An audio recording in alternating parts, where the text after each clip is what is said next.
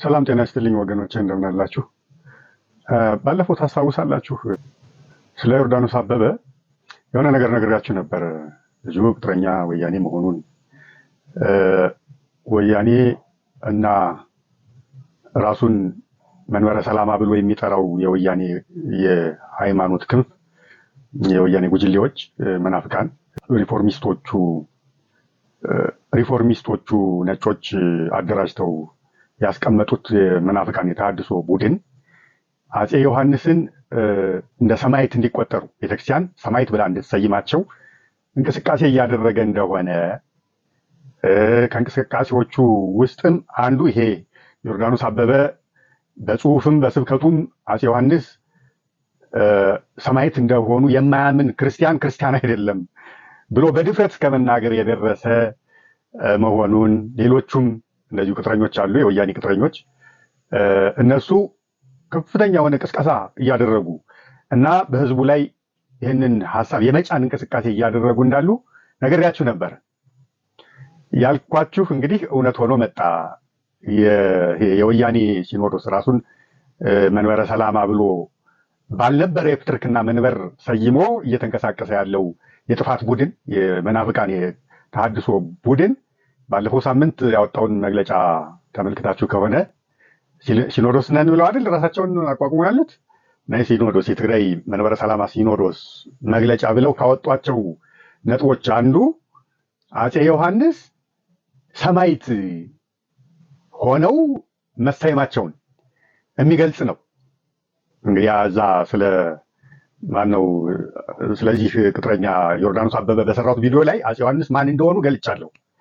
የእግዚአብሔርን የቃል ኪዳን ታቦት ፈልጦ እስከ መማገድ ድረስ የደረሰ አረማዊ ፈጽሞ አሕዛብ እንኳን ያላደረጉትን ሊያደርጉት ያልደፈሩትን እነ ናቡከደነፆር እንኳን እንግዲህ በመጽሐፍ ቅዱስ ናቡከደነፆር ነው አይደል የእግዚአብሔርን ቤተ መቅደስ ደፈረ፣ ንዋየ ቅድሳቱን መዝብሮ ወሰደ ተብሎ የተጻፈው። እሱ እንኳን ሊያደርገው ያልደፈረውን እርኩሰት ያልደፈረውን የድፍረት ኃጢአት የሰራ እርጉምና ርኩስ ሰው ነው ዮሐንስ አራተኛ ብዬ ገልጬላችኋለሁ። ጎጃምን ወሮ ጎጃምን ባቃጠለ በመዘበረ ባወደመ ጊዜ የሰራው ይሄንን ነው። የጎጃምን አብያተ ክርስቲያናት በሙሉ ታቦታቱን ወይም ጽላቱን እያወጣ እያቃጠለ ያወደመ አብያተ ክርስቲያናቱን ያፈረሰና ያቃጠለ ታይቶ የማይታወቅ አረማዊ እንኳን ክርስቲያን ሊሆን ይቅርና ከአረማውያን እንኳን የሌለ አረማዊ እንደሆነ ገልጬላችሁ ነበረ። ያልታየ አረማዊ እንደሆነ ገልጬላችኋለሁ አንድ ማሳያ ብዬ። ሌሎችም የገለጽኳቸው ማሳያዎች አሉ። ያን ቪዲዮ ተመልከቱ ጊዜ ለመቆጠብ። ይህንን እርኩስ፣ ይህንን እርጉም፣ ይህንን አረማዊ ነው እንግዲህ ሰማዕት ብለው ያመጡት። የሆነ የተሰጠው ሐሰተኛ ሽፋን ነበረ። ክርስቲያን አጥባቂ ክርስቲያን ናቸው ምናምን የሚል የውሸት እና ገለጥ ሲደረግ ጉዱ ሌላ የሆነ ማለት ነው። እሱን የውሸት ኢሜጅ እያወሩ ሰማዕት እንደሆነ ለሃይማኖቱ የተሰዋ ሰማዕት ብለው ሰይመውታል። እና አሁን አረጋገጣቸው አይደል የዚህን ቅጥረኛ ማንነት። በግ ለምድ ለብሶ የቅዱሳንን ዝክር የሚዘክር ስለ ቅዱሳን የሚሰብክ የሚመሰክር መስሎ እንዲህ አይነት ጭንብል ከፍተኛ ልምድ አላቸው ወገኖች።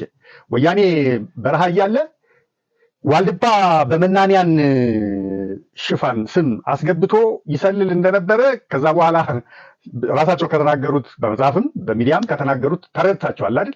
መናኝ መስለው በቃ ደንበኛ መናኝ በቃ ለነፍሱ ያደረ መናኝ መስለው 10 ዓመት ከዛ በላይ ሲሰልሉ ነበሩ እና እንዲህ አይነት ጭንብል አጥልቆ የመተወን ከፍተኛ ብቃትና ችሎታ አላቸው። ይሄ ልጅ ትግሬ ነው ደግሞ ይገርማቸዋል።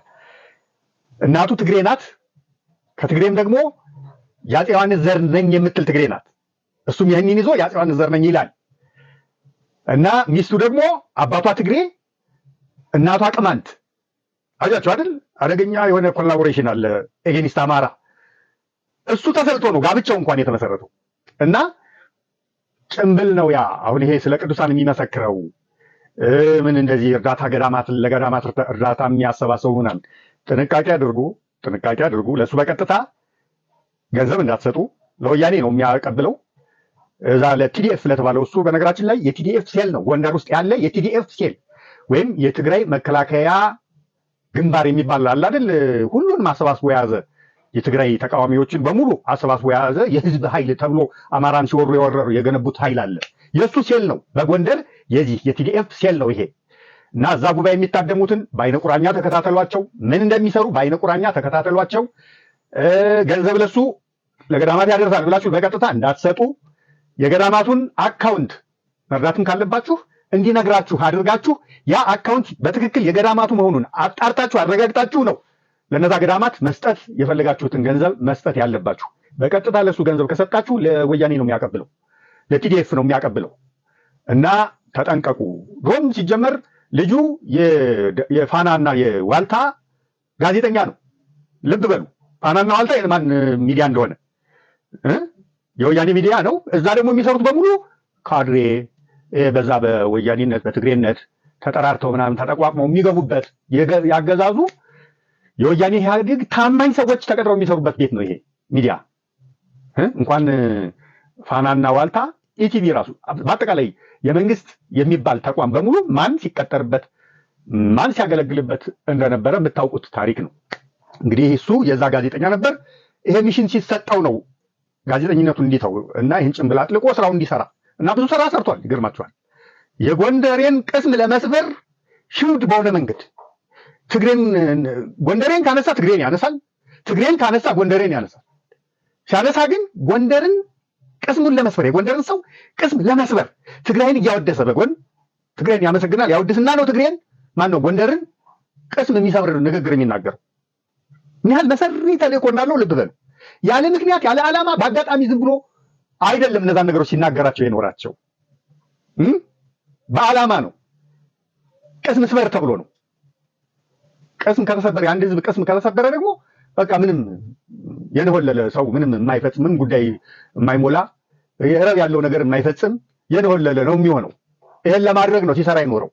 የሃይማኖት ጭንብል አጥልቆ ጎንደሬ እንደዚህ እያለ ቅስም ለመስበር ጥረት ያደርግ የነበረው እና ጥንቃቄ አድርጉ። አሁን አረጋገጣችሁ አይደለ ያልኩት ነገር አሁን ይሄው ግልጥ ሆኖ መጣ።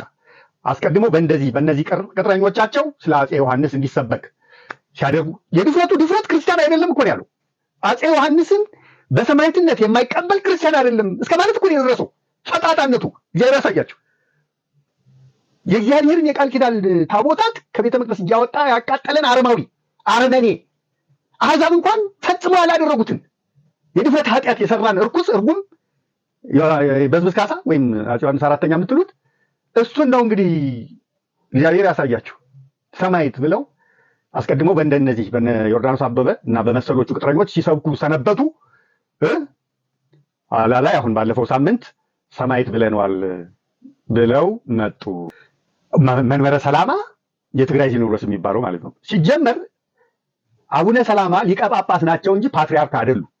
እኔ እንዲህ ብለው ሲመጡ ገና ጽፌበት ነበር። ኖ ሳይመጡ ገና ስያሜያቸው እንዲህ እንደሆነ በጭምጭምታ ሲነገር ጽፌያለሁ። ስለዚህ ጉዳይ አቡነ ሰላማ ይኸውላችሁ፣ በዛ ሰዓት ኢትዮጵያ የግብፅ ቤተክርስቲያን አንድ ሀገረ ስብከት ነው ተደርጋ ትቆጠር የነበረው እስከ ራሳችን ችለን የራሳችን ሲኖዶስ እስከ ተቋቋመበት ጊዜ ድረስ እስከ አፄ ኃይለ ሥላሴ ዘመን ድረስ የግብፅ አጥቢያ ነበር ተደርገን የምንቆጠረው።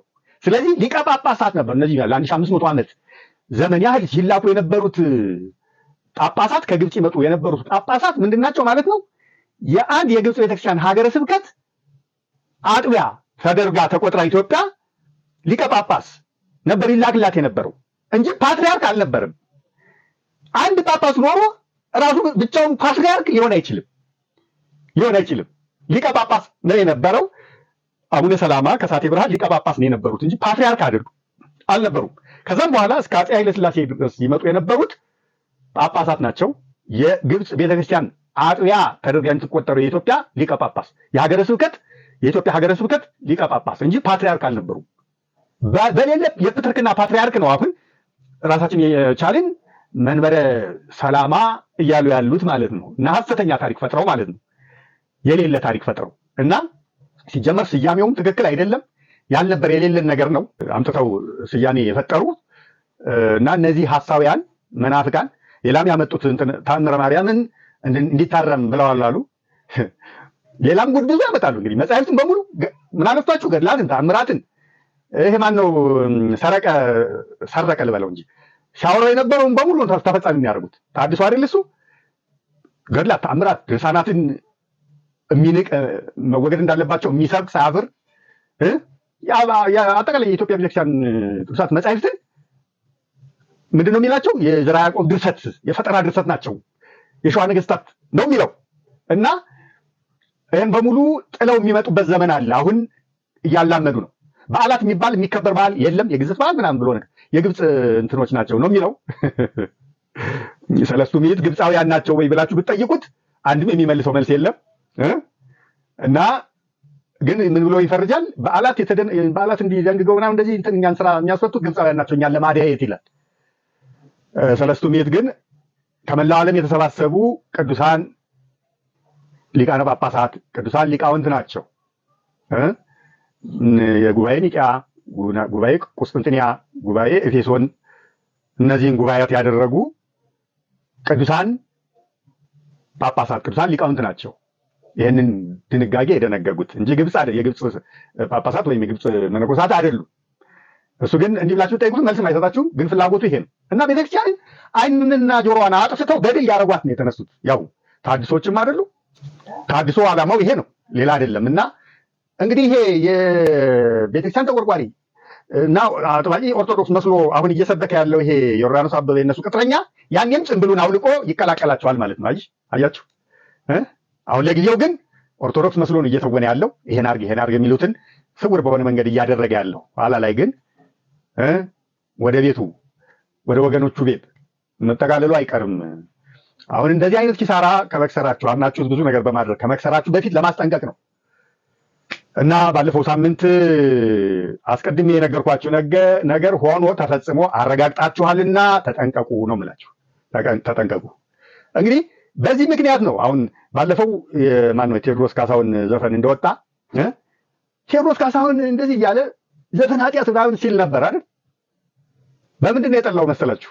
ቴዎድሮስ ካሳሁንን ዘፈን ኃጢአት ነው ምናምን አይደለም። እንደዛ ቢሆን ኖሮ ቴዎድሮስ ካሳሁንን ነጥሎ የሚጠራበት ምክንያት አልነበረም። ግን ምንድን ነው ያው ታውቃላችሁ፣ ትግሮች ቴዎድሮስ ካሳሁንን ይጠሉት የለ በወያኔ ዘመን ታውቃላችሁ። ትግሮች በጣም ጠምደው የሚያዙት በጣም ጠላታቸው አድርገው የሚያዩት ነው ቴዎድሮስ ካሳሁን። አሁንም ሌላ ዘመን ነው እያልኳቸው አይደለም። አሁንም ወያኔ ነው ያለው። አብይ አህመድ የነሱ ኩሊ ነው፣ ጭንብል ነው የነሱ። ከጀርባ የሚዘውሩት እነሱ ናቸው። አማካሪ ብለው አርከበ ቁባይን ከጎን አስቀምጠው ጦር ሰራዊቱንም ሳሙራ የኑስን ነው አማካሪ ብለው ለብርሃኑ ጁላ። ግን ስራውን የሚሰራው እሱ ነው። ብርሃኑ ጁላ ጭንብል ናት ለዚህ ለአርከበ ቁባይ አብይ ጭንብል እንደሆነው ሁሉ እና አሁንም ወያኔ ነው የሚገዛው ነው የምላችሁ። ግን ለውጥ ከሚባለው ድራማ በፊት ማለት ነው። አሁንም እንደዛው ናቸው። ጥላቻቸው ለቴዎድሮስ ካሳሁን ያላቸው ጥላቻ እና በዚህ ምክንያት ነው የምላችሁ። በትግሬነቱ ነው የጠላው እና ዘፈን ኃጢአት ነው ምናምን ሲል የነበረው ለክርክር እንዴ ዘፈን እኮ ኃጢአት ከሆነ ደግሞ በዚህ ክፍል ዘፈን ደግሞ የእግዚአብሔር ማመስገኛ እግዚአብሔር ስም የሚመሰግንበት ዘፈን እግዚአብሔር በዘፈን እንድናመሰግን ያዘዘበት ቦታ ደግሞ እኮ አለ ተብሎ ሲባል አይኑ ፍጥጥ ጥርስ ግጥጥ እኔ ልከራከር አልፈልግም ይላል። እኔ መከራከር አልፈልግም፣ በቃ የምትቀበል ተቀበል፣ ካልተቀበል ከራስ ጉዳይ፣ መከራከር በዚህ ጉዳይ መከራከር አልፈልግም ይላል። አያችሁት? በንግግር የሚያምን እውነት የቱ ጋር እንዳለ ፈላጊ ቢሆን ኖሮ እንዲህ አይልም። እንዲህ አይነት ግትር አቋም ጀስቲፋይ ያደረገው የማይችለውን ነገር አቋም አድርጎ ሊይዝ አይችልም ነበር። ዓላማ ስላለው ነው። አያችሁ፣ እኔም ቪዲዮ ሰርቻለሁ። ዘፈን ኃጢአት የሚባለው መቼ እንደሆነ ዘፈን ደግሞ የጽድቅ ስራ ሁሉ ሊሆን የሚችልበትን ደግሞ እዛው መጽሐፍ ቅዱስን እየጠቃቀስኩ የሰራሁት ደግሞ አለ። እነ ቅዱስ ዳዊት በዘፈን እግዚአብሔርን ማመስገናቸው ተጽፏል ልብሳቸው እስኪወልቅ ድረስ። ግን ተባረኩበት፣ ተመሰገኑበት፣ ተቀደሱበት እንጂ ኃጢአት ነው ተብሎ አልተነቀፉበትም። የሙሴ እህት ማርያምንም አንስቻለሁ። እሷም በዘፈን እግዚአብሔርን እናመስግናለች ከወገኖቿ ሴቶች ጋር ሆና ማለት ነው። መዝሙር 49ም እንደዛው እግዚአብሔርን በዘፈን አመስግኑት ተብሏል። መዝሙር 150ም እንደዛው በዘፈን አመስግኑት ተብሏል። ስለዚህ ዘፈን ለመልካም ዓላማ የሚውልበትም መንገድ አለ ማለት ነው። በምን? በመጽሐፍ ቅዱስ። እነኚህን ነገሮች አርጊው ሳያደርግ እነኚህ ነገሮች እንዴት እንዲህ ሊባሉ ቻሉ? የእግዚአብሔር ቃልስ አይደሉም ወይ ለሚለው ጥያቄ መልስ ሳይሰጥ በድርቅና በግትርነት አይ ኃጢአት ነው ብያለሁ ኃጢአት ነው ብሎ ነው ያለው። እና እውነት ከእሱ ጋር እንደሌለች በዚህ መረዳት ትችላላችሁ። አዎ ኃጢአት የሚሆንበት ወቅት አለ። ዘፈን፣ ዝሙት፣ ርኩሰት የሚሰበክበት ኃጢአት በአጠቃላይ የሚሰበክበት ከሆነ ያ ዘፈን እና ደግሞ ይሄ ምንድነው ወሲብ ቀስቃሽ እንቅስቃሴ ኦርጂስ የሚለው መጽሐፍ ቅዱስ ማነው ግሪኩ ማለት ነው። ዘፋኝነት ብሎ የተረጎሙት የኛ ተርጓሚዎች እንደዛ አይነት እንቅስቃሴ ያለበት ማለት ዝሙት ቀስቃሽ፣ ወሲብ ቀስቃሽ የሆነ የሰውነት እንቅስቃሴ ያለበት ሆኖ ሲመጣ ኃጢአት ነው። በግልጽ ማንም ሊነግራችሁ ሁሉ የሚያስፈልግ አይደለም ኃጢአት ለመሆኑ ግልጽ ስለሆነ ኃጢአት ርኩሰት፣ ዝሙት ሲሰበክበት ዘፈን። ከዛ ውጭ ግን መልካም ለሆነ ዓላማ ሲውል ደግሞ ዘፈን የተፈቀደ ነው። እዛም ቪዲዮ ላይ ተዘራውላችሁ ቪዲዮ ላይ ሄዳችሁ ተመልከቱት። በመንፈሳዊ ብቻ ሳይሆን በማህበራዊ ጉዳይም ዘፈን ምን ደረጃ ድረስ እንደተፈቀደ በመጽሐፍ ቅዱስ ጥቅሶችን ጠቅሼ ነግሬያችኋለሁ።